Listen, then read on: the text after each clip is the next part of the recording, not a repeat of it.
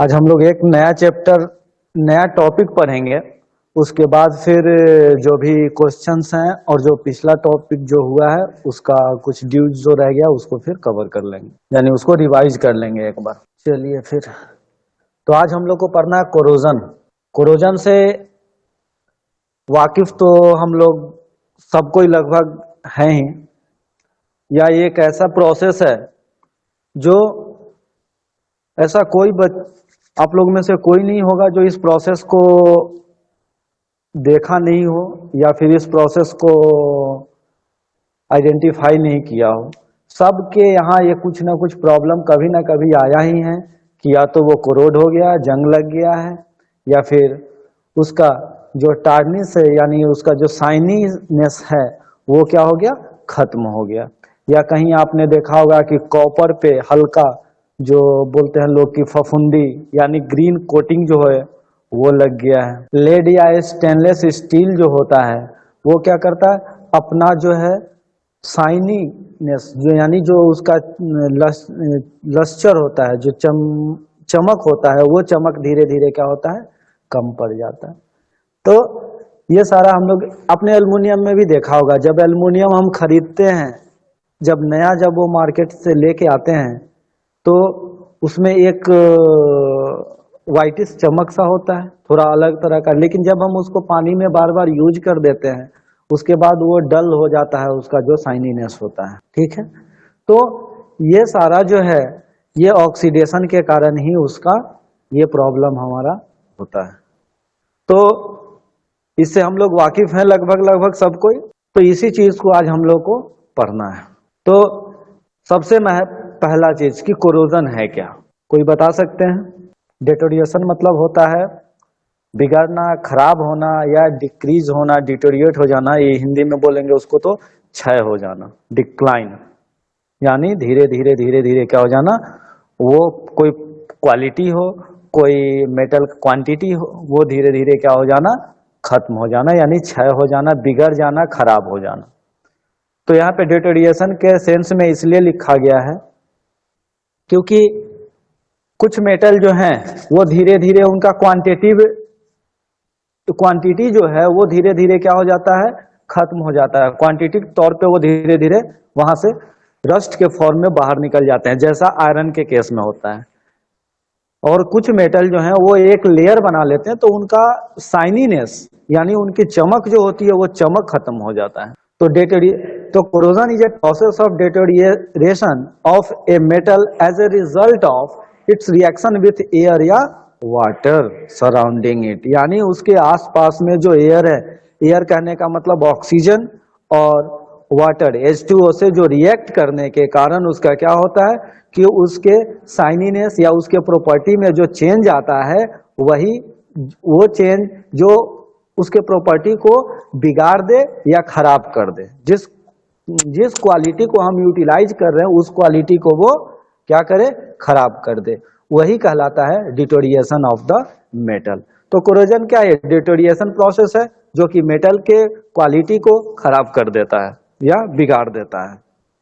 सारे मेटल में पाया जाता है, ऐसा नहीं कि केवल आयरन में ही पाया जाता है, सभी मेटल में पाया जाता है, कुछ मेटल को छोड़ के जो कि बहुत ही लेस रिएक्टिव है, जैसे गोल्ड या प्लेटिनम के केस में होता है। गोल्ड या प्लेटिनम, गोल्ड में भी आप देखेंगे कि कुछ दिन के बाद यूज करने के बाद उसका क्या होता है, शाइनीनेस जो होता है, लस्चर जो होता है वो धीरे धीरे फीका पड़ जाता है। तो हम लोग क्या करते हैं, उसको बोलते हैं, ले जाते हैं और बोलते हैं कि साफ कर देने के लिए।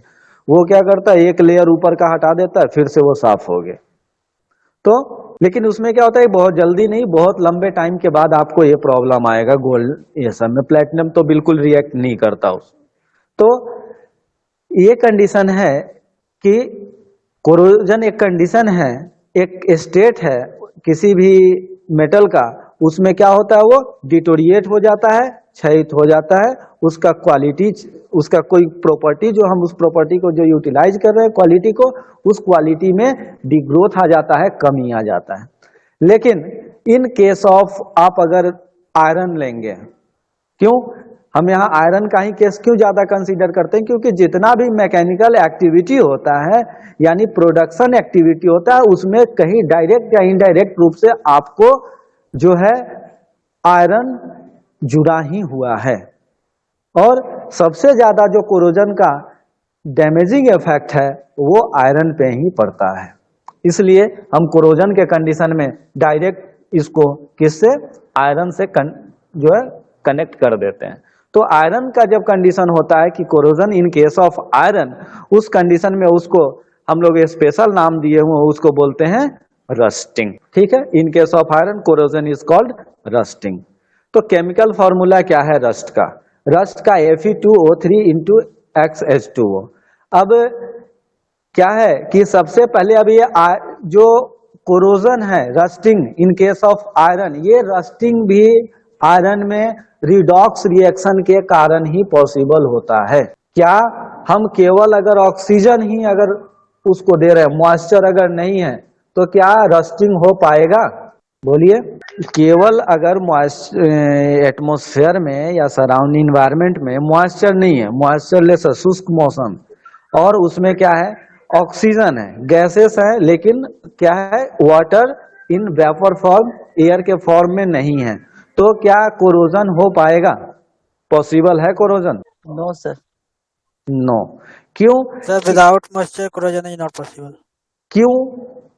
वाटर मॉलिक्यूल क्यों चाहिए उसको कोरोजन होने के लिए? रिएक्शन कंप्लीट नहीं होगा सर वाटर के बिना। प्रेजेंस ऑफ सर ऑक्सीजन होना चाहिए उसमें सर। ऑक्सीजन तो आपको एटमॉस्फेयर में भी मिल जाएगा। जो एयर है, एयर तो रहेगा ही वहां पे, लेकिन यही है कि ड्राई एयर है, ड्राई एयर में भी आपको ऑक्सीजन रहेगा।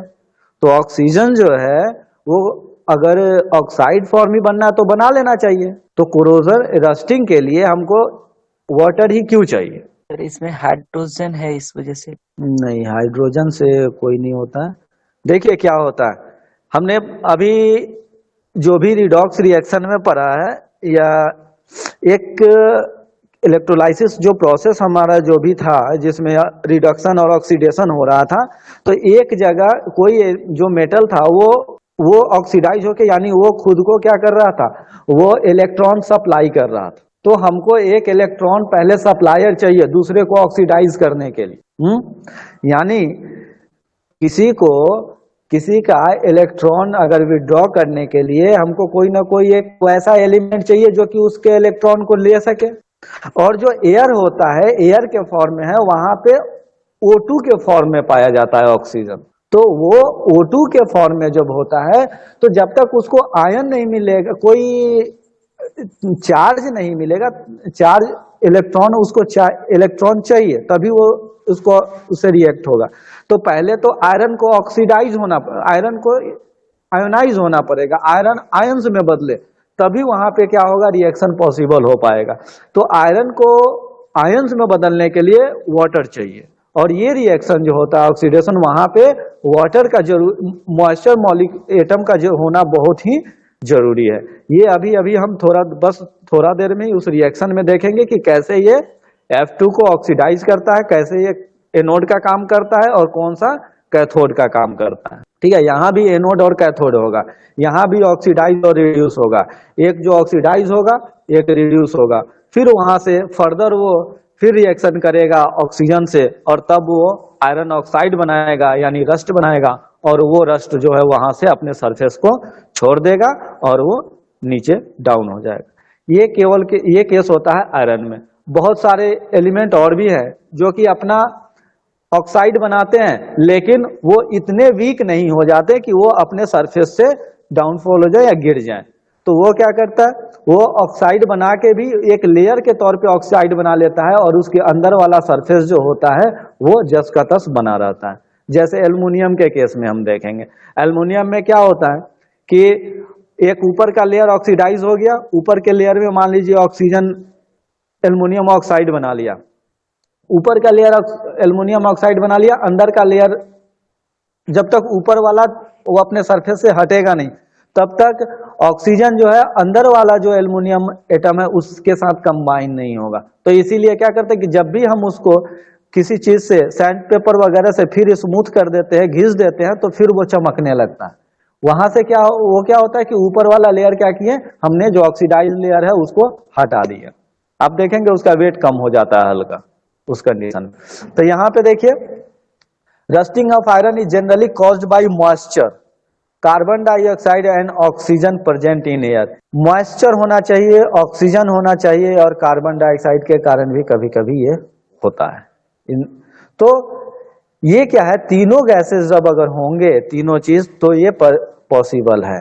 It has been observe that rusting take place only when iron is in contact with moist air. जब तक एयर में वाटर मॉलिक्यूल का प्रेजेंस नहीं होगा तब तक रस्टिंग नहीं हो पाएगा। यानी सबसे मेन कंडीशन जो क्राइटेरिया जो है रस्टिंग होने का क्या है, मॉइस्ट एयर होना चाहिए, यानी एयर में वाटर मॉलिक्यूल गैसियस फॉर्म में प्रेजेंट होना चाहिए। तो iron does not rust in dry air. अगर ड्राई एयर है जहां ज्यादा गर्मी वगैरह रहता है, आप देखेंगे वहां पे जो ड्राई एयर रहेगा तो जैसे ठंड वगैरह में रस्ट ज्यादा नहीं लगता है। या इन वैक्यूम, अगर हम उसको वैक्यूम में रखे हुए हैं जहां पे एयर है ही नहीं, तो वो तो ऐसे भी ऑक्सीजन भी नहीं है वहां पे, तो रिएक्ट करेगा ही नहीं करेगा। तो सबसे रस्टिंग के लिए क्या होना चाहिए, मॉइस्ट एयर होना चाहिए। अगर एयर में मॉइस्चर नहीं है तो वो रस्टिंग नहीं होगा। इन्हीं सब क्वांटिटी का हम लोग क्या करते हैं, इस्तेमाल करते हैं रस्टिंग से बचने के लिए भी। उसको क्या कर देते हैं, एक्सपोजर कम कर देते हैं, बाहर से उसको पेंट कर दिए या उसको किसी और मेटल का उस पे कोटिंग कर दिए जो कि उसको अंदर के लेयर उसको प्रोटेक्ट करके रखेगा। तो इस तरीके से हम वहां पे बचने का भी काम करते हैं। तो देखिए कोरोजन कहाँ होता है, हाईली रिएक्टिव मेटल है, जो मेटल ज्यादा रिएक्टिव है वहां पे कोरोजन होने का चांस उतना ही ज्यादा है। ठीक है। दूसरा चीज, अगर मेटल पे कोई इम्प्योरिटी है मेटल के अंदर, तो वो उसको वोलेटाइलिक सेल के फॉर्म में कन्वर्ट कर देता है, यानी इलेक्ट्रोड और कैथोड इलेक्ट्रोड बन जाते हैं वहां पे, एक सेल के फॉर्म में बन जाता है। तो उससे क्या होगा, कोरोजन और इंक्रीज करेगा। क्यों, इम्प्योरिटी का ऑटोमेटिक है कि उसका पोटेंशियल डिफरेंस मेटल के एटम से कुछ कम होगा, जिसके कारण क्या होगा, वो एक सेल फॉर्म बन जाता है और उस सेल से आपका जो रिडॉक्स रिएक्शन टेक प्लेस होने लगता है। रिडॉक्स रिएक्शन अगर होने लगेगा तो कोरोजन वहां पे आ जाएगा। तीसरा चीज, वाटर के प्रेजेंस में, अगर इलेक्ट्रोलाइट में वाटर है तो वाटर के प्रेजेंस में कोरोजन और इंक्रीज हो जाता है।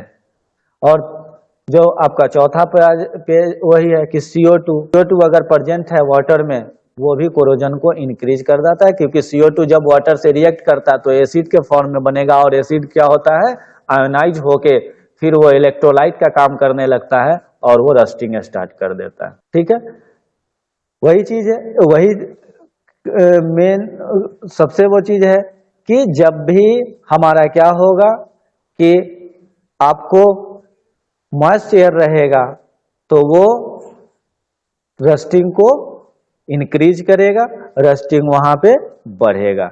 दूसरा चीज है, इम्प्यूरिटी रहेगा तो भी रेट ऑफ रस्टिंग बढ़ेगा। अगर तीसरा चीज है, कोरोजन अगर टेम्परेचर इंक्रीज कर रहा है, यानी moisture temperature increase with limit, with certain limit, ऐसा है कि बहुत ज्यादा टेम्परेचर हो जाएगा तो वहां पे जो मॉइस्ट एयर है वो रिएक्ट नहीं कर पाएगा। तो रीजनेबल लिमिट है, रूम टेम्परेचर के आसपास में क्या होता है कि ये टेम्परेचर अगर है तो उतने पे इंक्रीज कर रहा है, उतने टेम्परेचर तक, तो वहां पे रस्टिंग का रेट इंक्रीज कर जाएगा। ठीक है, ये डिफरेंट टाइप ऑफ कोरोजन है, इसको हम लोग बाद में पढ़ेंगे। अभी देखते हैं कि आयरन में जो कोरोजन होता है वो कोरोजन जो है उसका केमिकल फॉर्मूला क्या है। तो ऐसे ये पढ़ा हुआ चैप्टर है, पहले भी जस्ट अभी कुछ दिन पहले ही पढ़े होइएगा।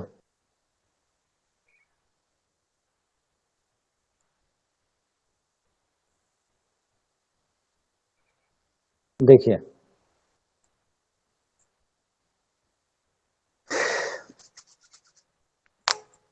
ये फिगर दिख रहा है, इसमें दो चीज यहाँ पे देखिए, कैथोड और यहाँ पे है एनोड। ठीक है, एक ही मेटल है, ये पूरा का पूरा जो ब्लॉक है ये आयरन ब्लॉक। इस पे क्या हुआ, वाटर ड्रॉपलेट आके यहाँ पे क्या हुआ, वाटर जो मॉइस्चर है वाटर यहाँ पे आके फिक्स हो गया, यहाँ पे आके चिपक गया। अब क्या होगा, वाटर यहाँ जो रिएक्शन होगा वो क्या है कि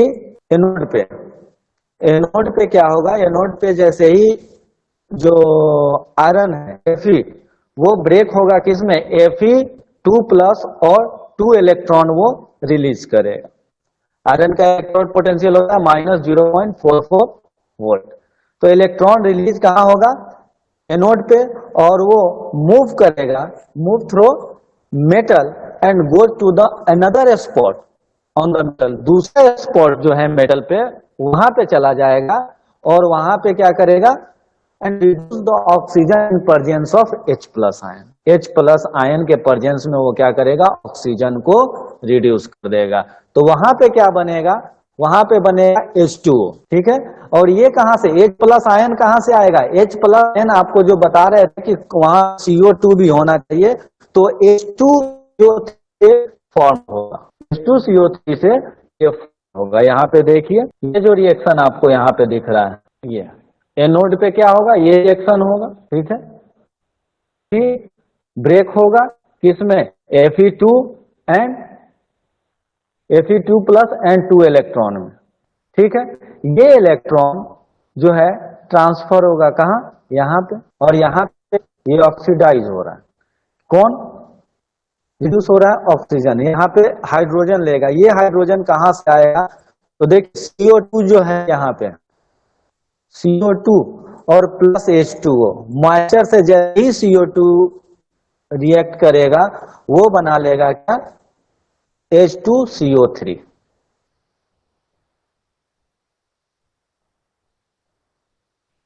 ठीक है। ये H2CO3 जो है यहां से इसको मिलेगा H+ आयन,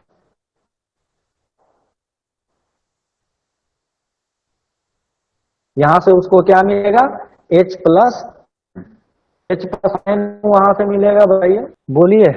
H+ आयन कहां से मिलेगा, अगर ये पूरा रिएक्शन जो हो रहा है जहां ये H+ आयन दिख रहा है, यस सर। H+ आयन कहीं ना कहीं से इसको मिलना चाहिए रिएक्ट करने के लिए कैथोड पे।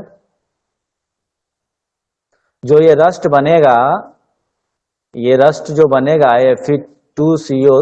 Fe2O3, यहाँ पे कहीं से ना कहीं से H+ आयन मिलना चाहिए इस ऑक्सीजन को, एटमॉस्फेरिक ऑक्सीजन को रिड्यूस करने के लिए H2O में।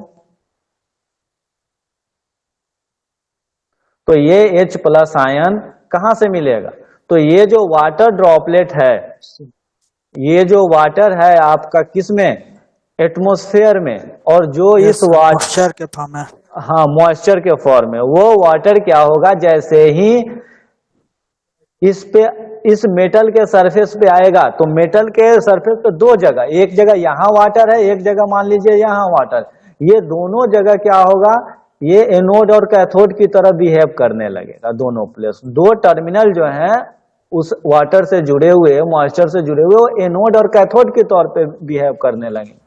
एक आपको एक्ट करने लगेगा कैथोड की तरह एक एक्ट करने लगेगा एनोड की तरह। तो वहां पे कुछ जगहों पे क्या हो, कुछ उस पे क्या होगा कि Fe जो है, आयरन जो है, वो क्या होगा, वो आपका ब्रेक हो जाएगा किसमें, Fe2+, Fe2+ एंड 2 इलेक्ट्रॉन।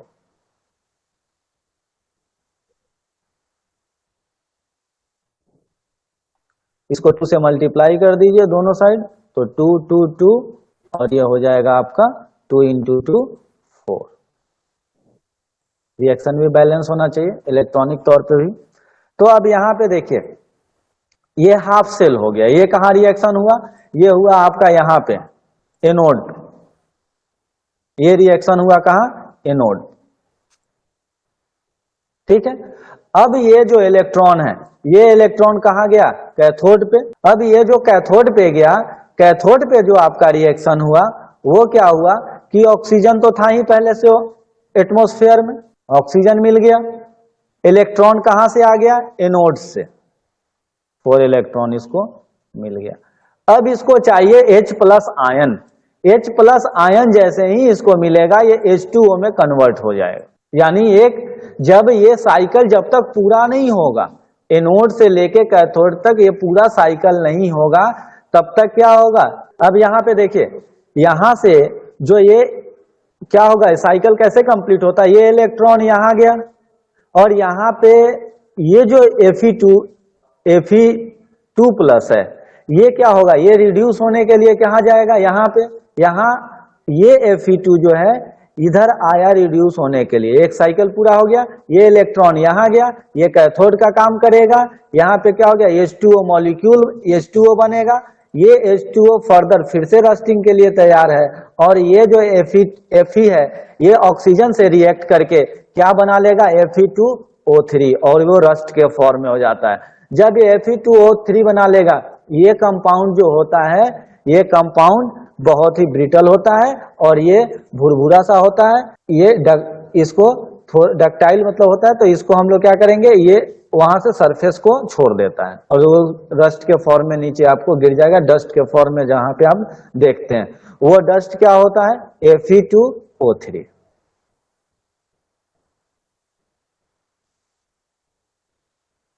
ये कंपाउंड याद आ रहा है, कहाँ था ये, हमने कहाँ पे पढ़ा था इसके बारे में, Fe2O3 के बारे में, हेमेटाइट।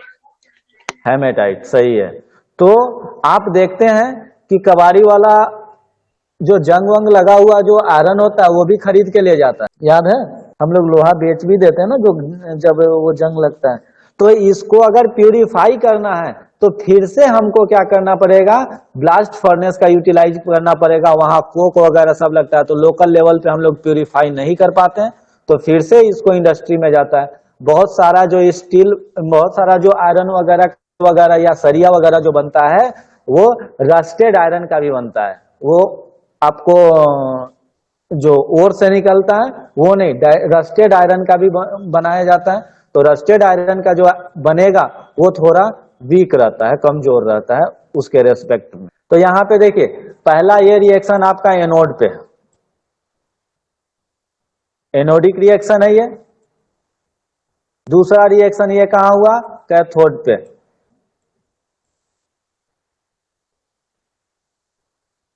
और ये कहां है, दोनों एक ही मेटल के आसपास का पार्टिकल है, दोनों जो है एक ही मेटल के आसपास का पार्टिकल है, इसलिए यहां से इलेक्ट्रॉन क्या हुआ, आसानी से ट्रांसफर हो जाएगा यहाँ पे, और ये 2 जो है वो Fe2 ऑक्सीजन इसको मिलेगा और ये ऑक्सीजन से रिएक्ट करके क्या हो जाएगा, Fe2O3 बना लेगा। यहाँ पे आपको समझाने के लिए दिया हुआ है कि ये एनोड, ये आयरन Fe2 यहाँ से यहाँ चला जा रहा है, ये इसको ऑक्सीजन यहीं पे भी मिल जाएगा, तो ये यहीं से वो हो जाएगा, रस्ट बन के निकल जाएगा। ये बस केवल समझाने के लिए दिया कि यहाँ से यहाँ जाना होगा या यहाँ से यहाँ जाना होगा। एक बार फिर से हम आपको ये रिएक्शन बताते हैं, उस रिएक्शन का आप कंबाइंड रिएक्शन लिखेंगे। 2 रिएक्शन है, पहला ये,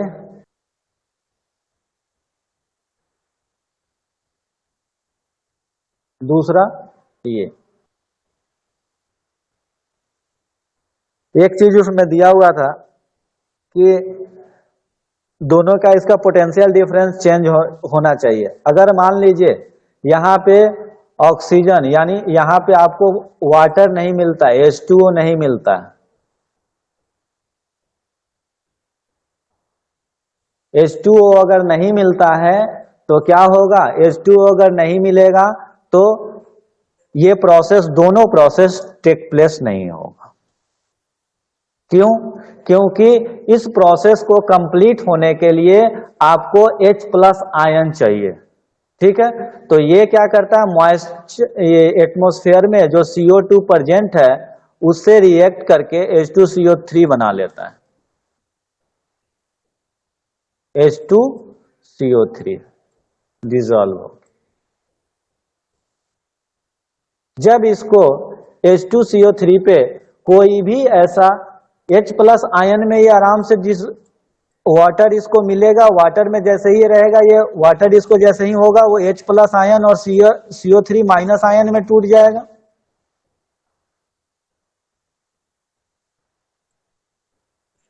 ठीक है, तो यहां से क्या हुआ कि इसको H+ आयन यहां से मिल गया, यानी ये जब एक इलेक्ट्रोलाइट के फॉर्म में आ जाएगा, यानी जो होगा क्या होगा, आयंस, इलेक्ट्रॉन यहाँ पे मिलना चाहिए। इलेक्ट्रॉन जब आएगा तभी वो क्या करेगा, रिएक्शन हो पाएगा। यानी जैसे आयरन का क्या होता है, इलेक्ट्रोड पोटेंशियल, जो रिड्यूसिंग पोटेंशियल होता है, जिसपे कि आयरन जो है इसमें आयंस में बदल पाए, उतना एनर्जी उसको चाहिए, और वो वैल्यू होता है -0.44 वोल्ट।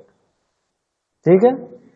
लेकिन जो कैथोड पे आपको रिएक्शन हो रहा है O2 plus 4H plus plus 4 electron का जो H2O बन रहा है, उसका जो E नॉट आता है, इलेक्ट्रॉन पोटेंशियल आता है, वो होता है 1.23 वोल्ट।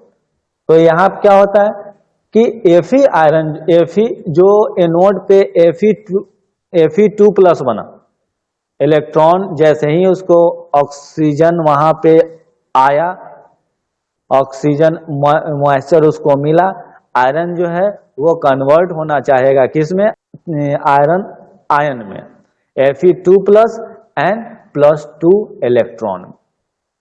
ठीक है। तो Fe2 प्लस किस स्टेट में होगा, एक्वस स्टेट में होगा।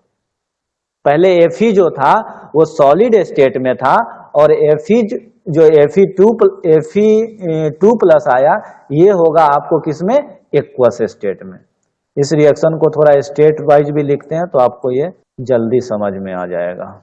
जब ये वाटर आएगा तो ये लिक्विड में एक्वस हो जाएगा, एक्वस में बदल जाएगा। एक्वस में बदल जाएगा तो ये मूवमेंट कर सकता है, तो ये क्या करेगा, ये फिर वाटर मॉलिक्यूल से रिएक्ट कर लेगा और कन्वर्ट हो जाएगा किसमें, Fe2O3।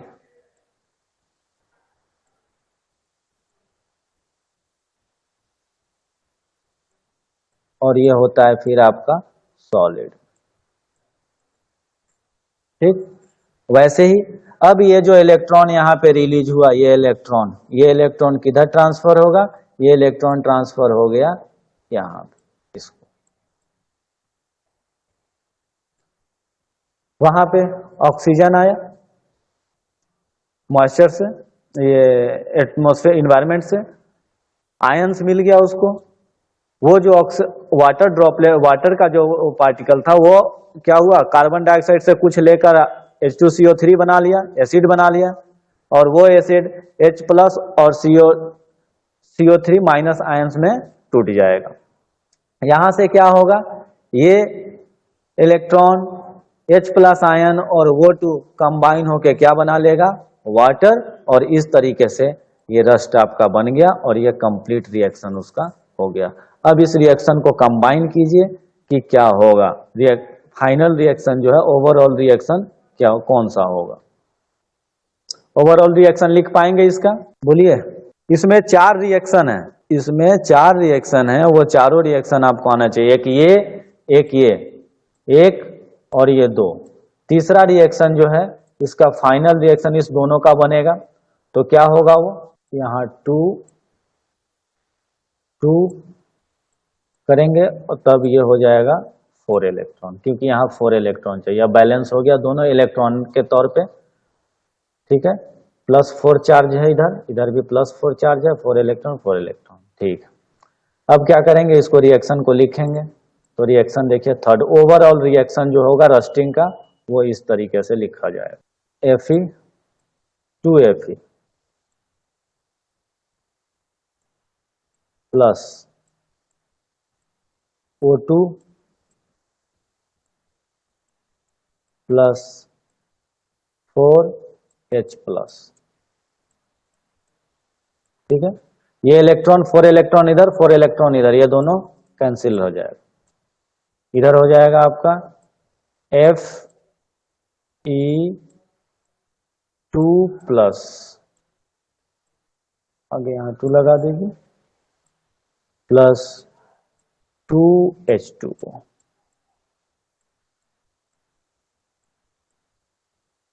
ये थर्ड एंड फाइनल वो हो गया। फोर्थ रिएक्शन देखिए अब इसमें क्या होगा, जो कि रस्ट बनेगा।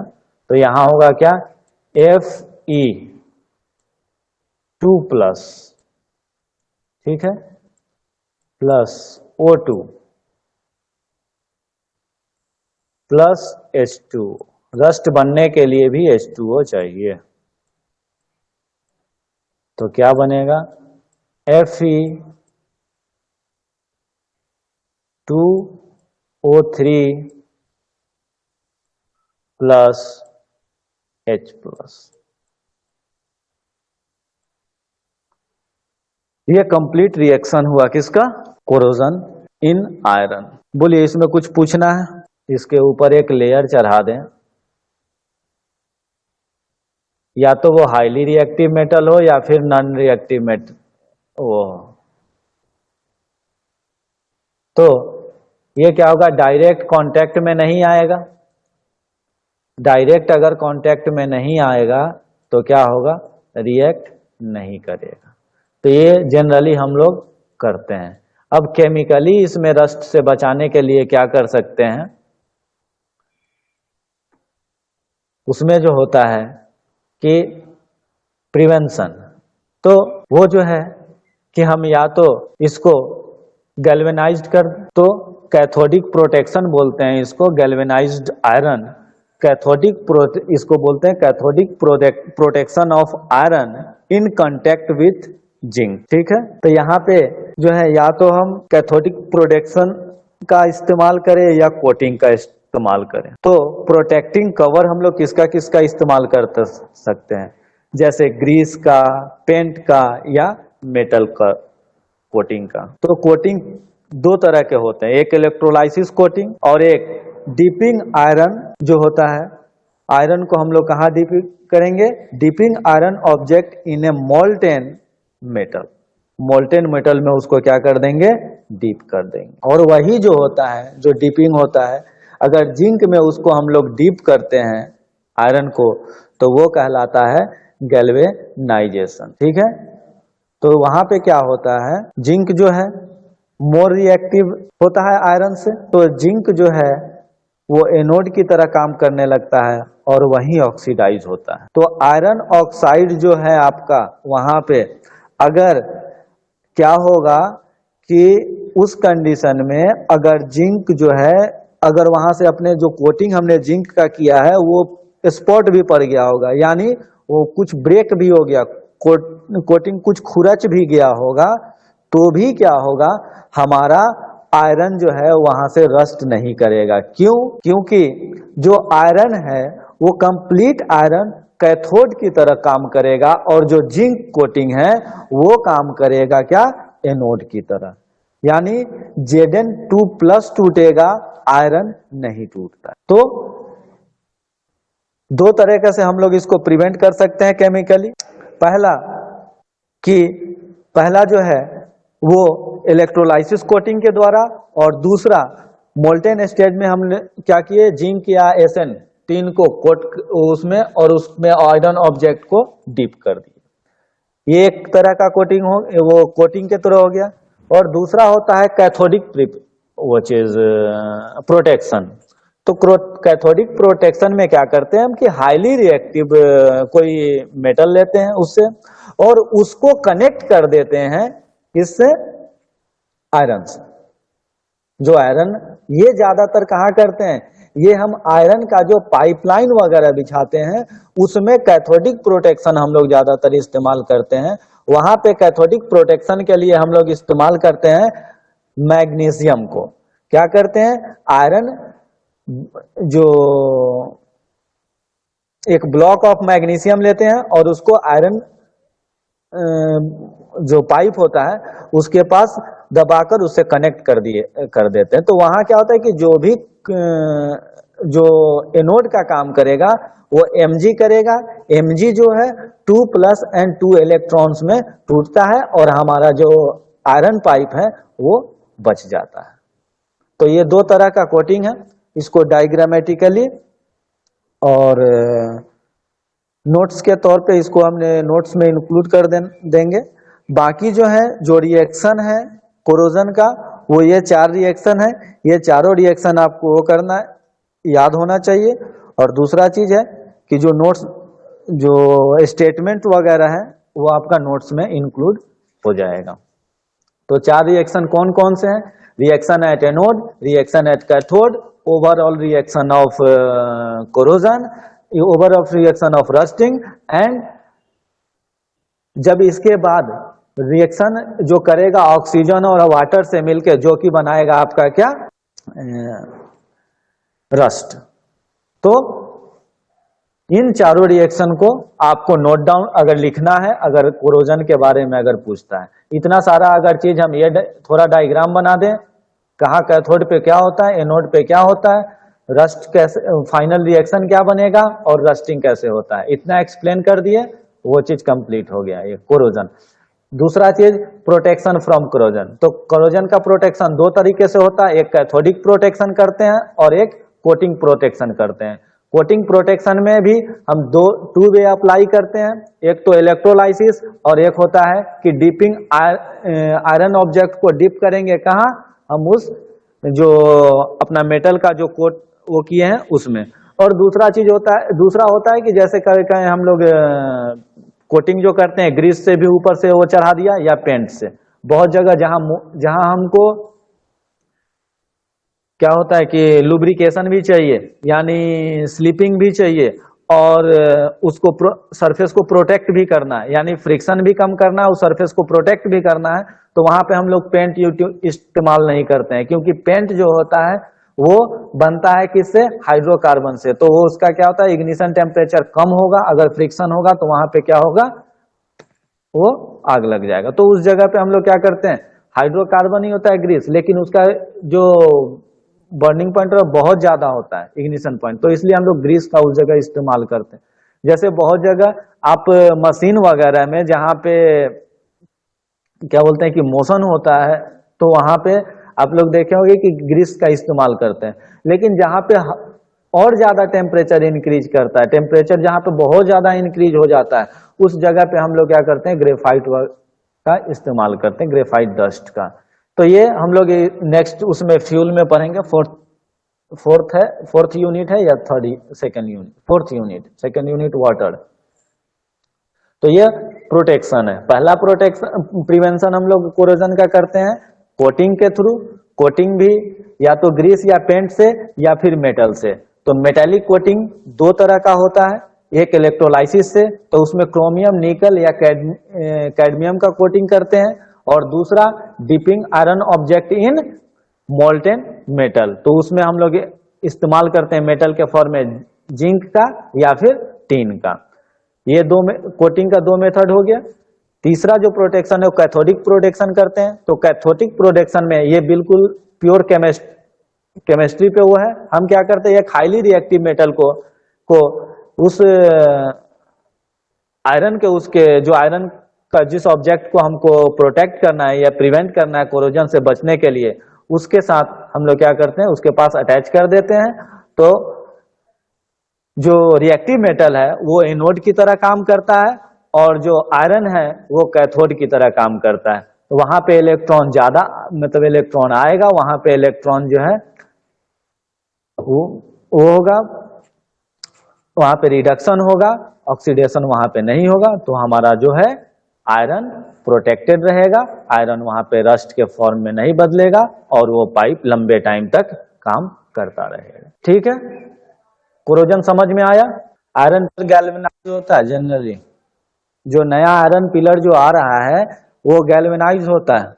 या दूसरा चीज है, जो आयरन पिलर जो हम लोग यूज करते हैं वो कास्टेड होता है। अगर कास्टेड किया हुआ तो उसमें क्या होता है कि कार्बन की मात्रा ज्यादा होता है। जब कार्बन उसमें ज्यादा होगा कंबाइन स्टेट में, तो वो क्या करेगा, वो कोरोज नहीं होगा, वो ऑक्सीडाइज नहीं होगा। आयरन का भी तीन पार्ट होता है, तीन तरह के होता है। एक होता है कि आपका पिग आयरन हो गया, कच्चा लोहा, ये ऐसे ही डस्ट के फॉर्म में होगा, जल्दी टूट जाएगा। ठीक है। दूसरा जो होता है वो होता है आपका ये कास्ट आयरन, जिसमें कार्बन का मात्रा जो होता है, कार्बन का क्वांटिटी होता है इन कंबाइंड स्टेट में ज्यादा होता है। तो वो क्या करता है, वो उसको प्रोटेक्ट करता है रस्ट के फॉर्म में बनने से। तीसरा जो होता है ब्रॉट आयरन। ब्रॉट आयरन जो होता है वो प्योर फॉर्म ऑफ आयरन होता है, उसमें वो सबसे प्योर है इन तीनों चीज में, तीनों आयरन में, पिग आयरन, कास्ट आयरन और जो ब्रॉट आयरन है, वो तीनों फॉर्म में सबसे प्योर फॉर्म ऑफ आयरन है, सबसे शुद्ध रूप है आयरन का। अगर आप हिंदी में उसको करेंगे तो एक होता है कच्चा लोहा, दूसरा पिग हो गया कच्चा, और कास्ट हो गया ढला हुआ यानी कास्टिंग किया हुआ, और ब्रॉट हो गया पीटा हुआ नहीं पिटवा लोहा। तो ये तीनों जो हैं, जो हम लोग वेल्डिंग वर्क करते हैं वो है ब्रॉट आयरन, जिसपे वेल्डिंग वर्क होता है। जो हम मशीन में यूटिलाइज करते हैं, जैसे आप डिफरेंट जो पार्ट्स देखते हैं मशीन का, जो लोहा का बना हुआ होता है वो कास्टेड होता है, ठीक है। ज्यादातर जो स्ट्रक्चर होता है मशीन का वो कास्टिंग किया हुआ होता है, तो वो आपका होता है कास्ट आयरन का, ठीक है। और तीसरा जो है, जो बिल्कुल जो ब्लास्ट फर्नेस से जो हमारा निकलता है प्रोडक्ट ब्लास्ट फर्नेस से, वो फर्दर प्यूरिफिकेशन के लिए जो हम जिसको भेजते हैं वो होता है हमारा पिग आयरन कच्चा लोहा। उससे दोनों आयरन को बनाया जाता है। Sir iron pillar of Delhi किससे बना हुआ है? आयरन पिलर ऑफ दिल्ली एक जो अभी जो कुछ दिन पहले जो चल रहा था कि जो अशोक का पिलर वगैरह है वो उसमें फास्फोरस मिला हुआ, वो एलॉय। तो एलॉइंग भी हम करते हैं आयरन को बचाने के लिए, आयरन को वो करने के लिए, दोनों काम होता है वहां पे। जैसे आपने देखा है कि स्टील, हमने ये नहीं बोला कि स्टील एक आयरन है, स्टील एक एलॉय है आयरन का। तो वहां पे क्या होता है कि स्टील भी बहुत तरह का होता है। एक कार्बन स्टील होता है, कार्बन स्टील भी आप उसमें अगर वो करेंगे एलॉइंग करेंगे तो कार्बन स्टील भी 3 तरह का होता है, low carbon steel, medium carbon steel और हाई कार्बन स्टील। तो लो कार्बन स्टील में अगर वो ज्यादा टाइम तक अगर आपको इन कांटेक्ट ऑफ एयर या ज्यादा ये सुटेबल टेम्परेचर तक अगर वो रह गया है तो उसमें जंग कभी कभी लगना शुरू हो जाता है, लग भी जाता है। लेकिन मीडियम और हाई कार्बन स्टील में जंग जनरली नहीं लगता है, तो वहां पे एलॉइंग है। तो अभी उसके बारे में दिल्ली में कौन सा पिलर की बात कर रहे हो? Iron pillar sir. Iron pillar कहाँ वाला? एक तो हमने जो उसका सुना है ये वाला, क्या अशोक स्तंभ के लिए जो यूज होता है, सारनाथ की कहाँ पे है, तो वो पिलर में भी जंग नहीं लगता, तो उसमें फास्फोरस मिला हुआ एलॉय है आयरन का। तो एलॉइंग हमारे कंट्री में बहुत पहले से चला आ रहा है, लेकिन है कि वही चीज कि हम लोग उस चीज को आगे फिर डेवलप नहीं किए, स्टडी नहीं किए, तो इसलिए फिर उसमें हम लोग मेटलर्जी में पीछे हो गए हैं। मेटलर्जी जो है एक बहुत बड़ा डिपार्टमेंट पूरे उसका, फिजिक्स कहिए या केमिस्ट्री कहिए। कल कौन वाला सेल बताया था सर, थोड़ा बता दीजिएगा, कल हम एब्सेंट थे। अच्छा ड्राई सेल, चलो एक वही निकला ही हुआ है, वही एक बार क्विक रिवीजन हम लोग कर लेते हैं। ये 2 सेल अभी हमने वो किया, फ्यूल सेल का अभी नहीं किया, वो इंक्लूड कर पाए हैं। 3 सेल पढ़ाए थे, एक ड्राई सेल जिसको लेकलांचे सेल भी बोलते हैं, दूसरा लेड स्टोरेज सेल जो कि सेकेंडरी सेल में आता है, रिचार्जेबल भी होता है, और तीसरा फ्यूल सेल। ठीक है, पहला जो ड्राई सेल है आपने एक बैटरी देखा हो उस तरीके का, दूसरा लेड स्टोरेज सेल आपने अपने घर में ये ट्यूबलर बैटरी देखते हैं वैसा होता है, जिसमें कौन सा ये डाइल्यूट H2SO4 हम लोग यूज करते हैं, और वहाँ एनोड और कैथोड में एक लेड कोटेड होता है और दूसरा लेड ऑक्साइड कोटेड होता है। तीसरा जो है वो फ्यूल सेल। फ्यूल सेल में हम लोग क्या करते हैं, कार्बन का ही पोरस कार्बन का क्या करते हैं, वो पोरस कार्बन का इलेक्ट्रोड लेते हैं और OH माइनस आयन जो है, OH माइनस आयन जो है इलेक्ट्रोलाइट के तौर पे यूज होता है, और हाइड्रोजन एंड ऑक्सीजन गैस को हम लोग यूटिलाइज करते हैं फ्यूल के फॉर्म में। तो ये 3 जो है सेल थे। ठीक है, फिर आज के लिए इतना ही, फिर से मिलते हैं नेक्स्ट क्लास में।